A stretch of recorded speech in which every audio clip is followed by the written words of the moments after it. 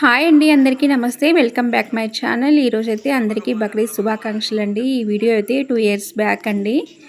మేమైతే కుర్బానీ అనేది చేసాం. మా ఇంట్లో చేయకూడదన్నారు. మా అత్తమ్మ వాళ్ళ ఇంట్లోనే చేసాం. అంటే అమ్మ వాళ్ళ ఇంట్లో చేయకూడదనేళ్ళకి మా వారి అన్ని శ్రద్ధగా అండి. ఆయనకైతే సాంప్రదాయాలు అంటే చాలా ఇష్టం అండి.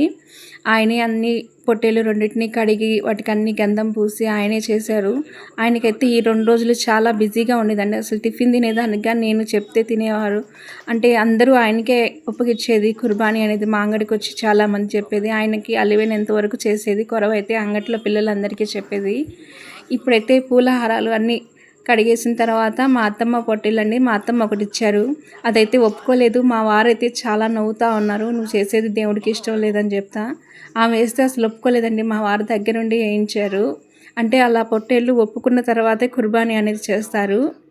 ఇదైతే మా వారైతే ఆ బంధువులందరినీ పిలిచి ఆయనకైతే 10 మందికి పెట్టాలంటే చాలా ఇష్టం అండి. 10 మందిని పిలిచి వండి పెట్టాలంటే నేను ఆయన మాట ఎప్పుడు కాదనేది లేదు. అలాగే చేసి ఇదైతే ఒప్పుకుందండి మా వారు. దేవుని అయితే ఒప్పుకున్నారు మా వారు చేసేది.